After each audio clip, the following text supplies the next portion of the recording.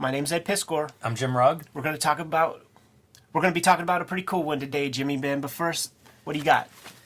In time for the holiday season, my latest 2 books, Street Angel, Deadliest Girl Alive. This is published by Image. It collects all of my color Street Angel comics from Image, plus a few books that were just mini comics. So 240 pages, $20, available wherever comics are, perfect for any age reader. It's an action adventure comic about a ninja on a skateboard. Perfect. Plain Janes, this is my young adult graphic novel with Cecil Castellucci about high school outcasts who join together and start making public art and guerrilla art and get in all kinds of trouble as a result. But it's kind of my shoujo manga, as you can see from the flip through. Very proud of this book. These both came out right before the pandemic shut down our ability to go to conventions and sell these all year. So they're still available wherever books and comics are sold. Perfect for this holiday season. Patreon.com/EdPiscor is where I'm serializing the Red Room comic strip. 3 books will get you the complete archive.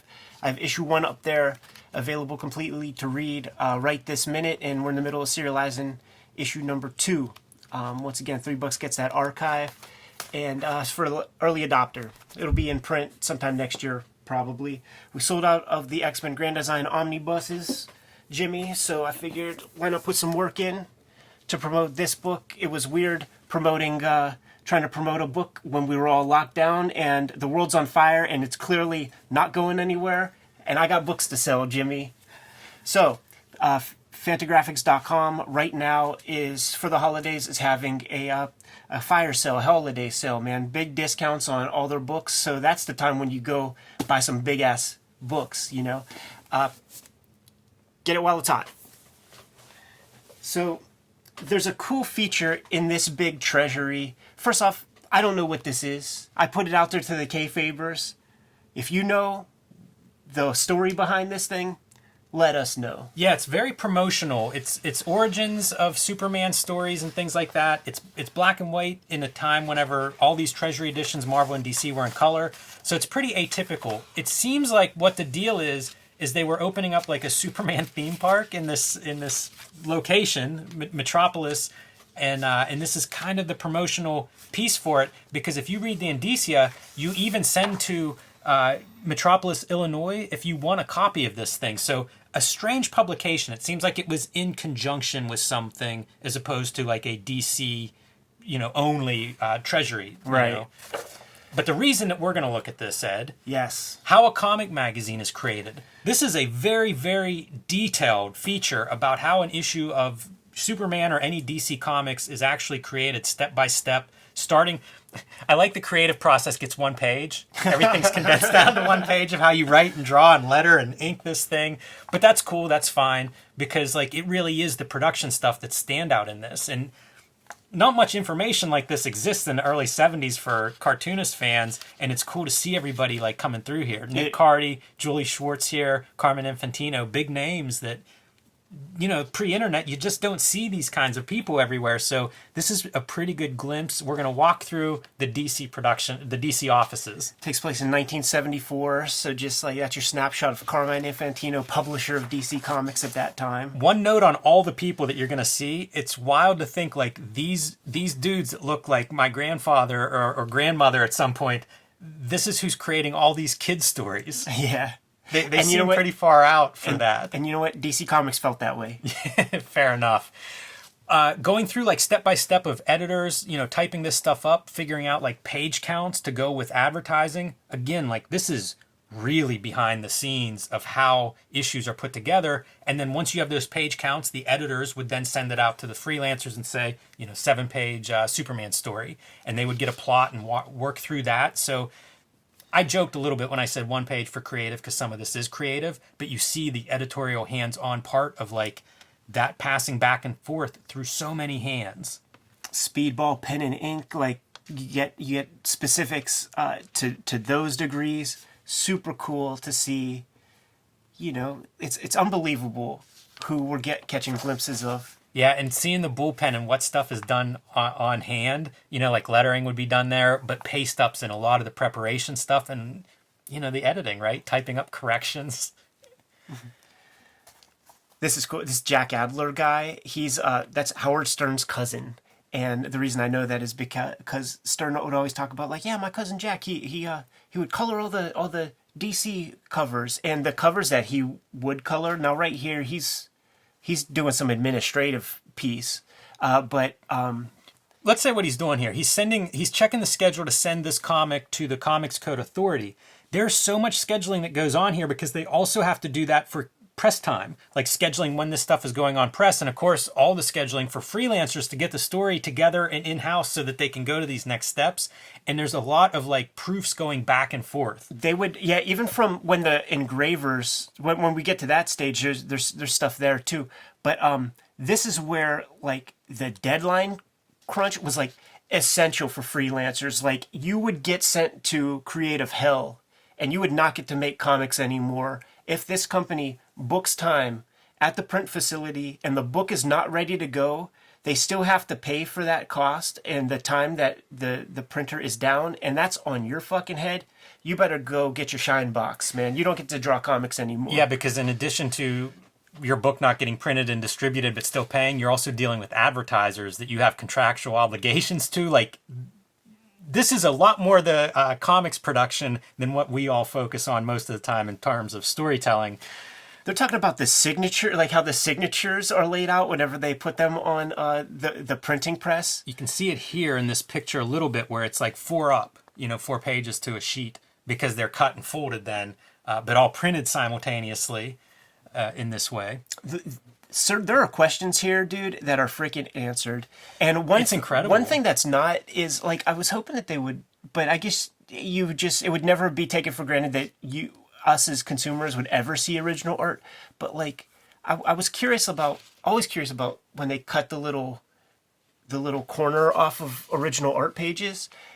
And this gets so deep, but that's like, that's just like one of the things that they don't really talk about. See, there's Jack Adler doing some color. The stuff that he would color, it was the most painterly, like the greatest, like Russ Heath DC Comics covers, man, with modeling and shit. He's the dude that colored that stuff.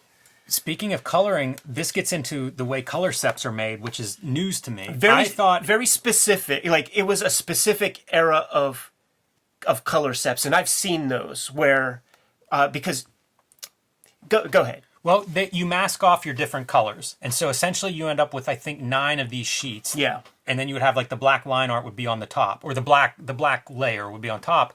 But the sheets would be your 25%, 50%, or 100% of cyan, magenta, and yellow. So that's how you get your 9. And what you're doing is masking for each of those sheets what is going to be printed with, say, 25% magenta.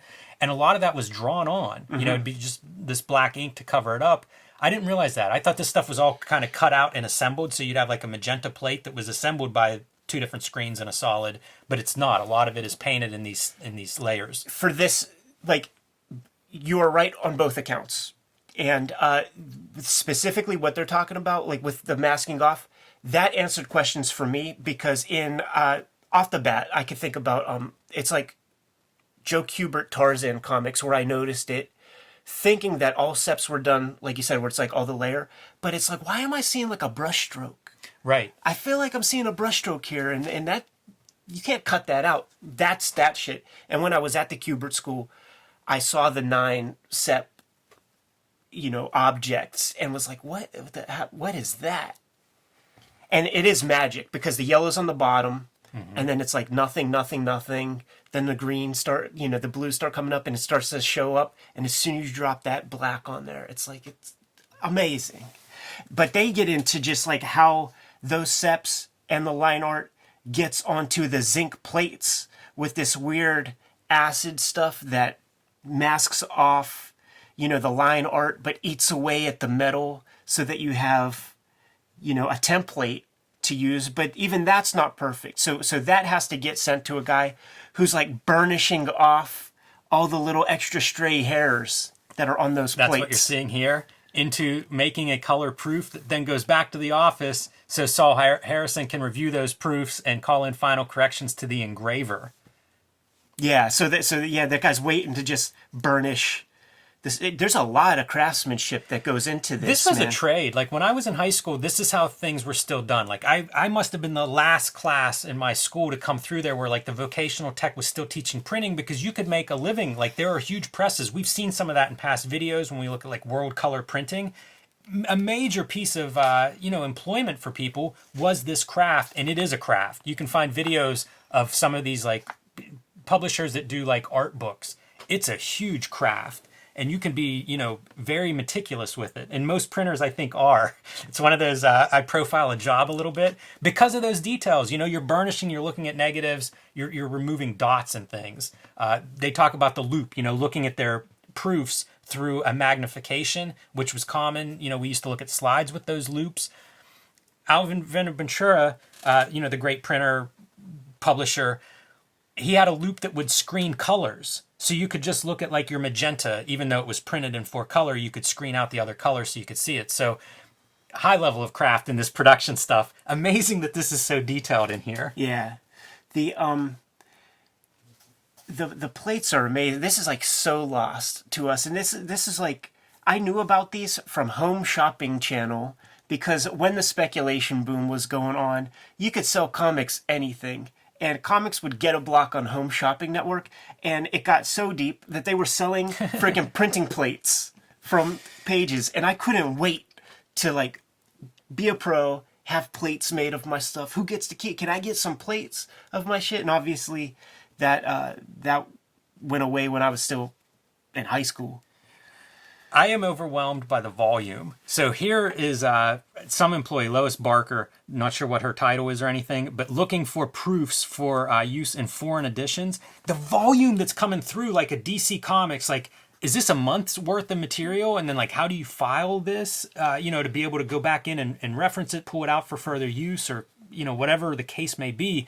You would need 2 buildings to house the amount of paper and ephemera that comes out of producing DC Comics. Dude, when I was in Japan visiting Shueisha, how big these books are and how many they put out, plus the weekly books, and those are weekly and they're phone books. I got to see the archives of those publishers that do way bigger volume. And now they do have a separate building for like some old archives, but Kodansha in the basement on hand has all of their stuff. And the way the archive was set up there was these bookshelves that were all stacked. And in that entire room, there's enough space for maybe two rows to go in, and they just will move space so that like you could get through, but everything else is quarantined off because it's so fucking packed tight. And in Shueisha, like in their main lobby, like the floor, they have all of their stuff on the same, it's bookshelves on a track, and their thing was like built into a wall, and it was like 8 bookshelves back. Because I was like, do you have this Tanko Ben called Bakudan? And they were mind blown that I even knew what that was. But then they were like, well, let's get to it. And like, you had to move tracks, and it was so efficiently spaced, man, that it kind of blew my mind. It was like an extra job. But well, the thing is, you have this much volume, you have to have that system of like knowing where each piece is. Yeah. There's some great articles of like the whenever artwork started being returned in Marvel, they had like a warehouse, this building that was full of all this artwork, and there was a person whose job was to like go sort that. Once it became in Comics Journal, I can't remember which issue, but that's where I read about this.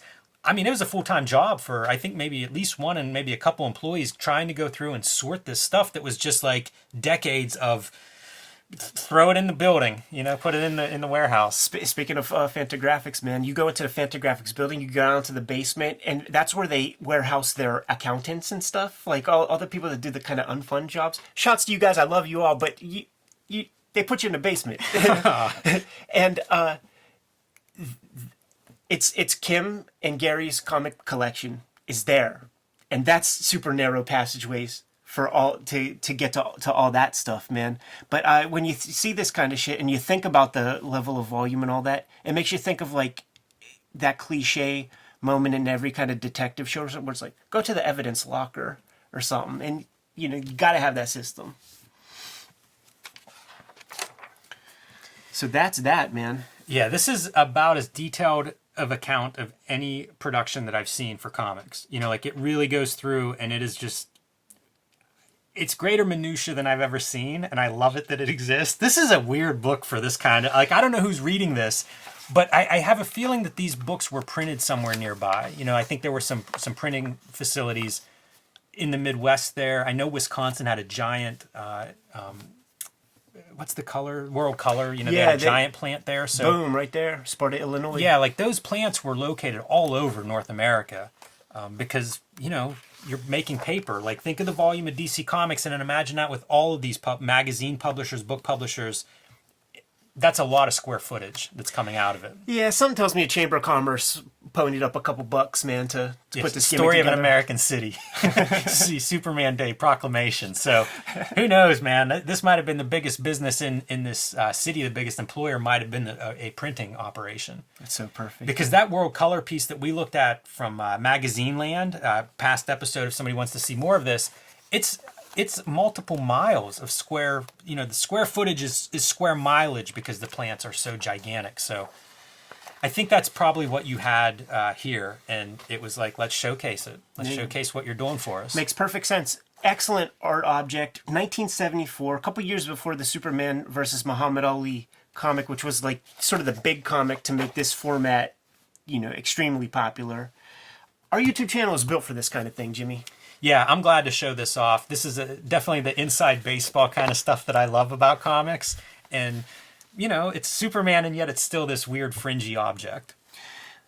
Kayfabers, like, follow, subscribe to the YouTube channel. Hit the bell. We'll notify you when new vids are available. It's the holiday season, Jimmy, and we got a bunch of books in stores right now, and they're selling out quick.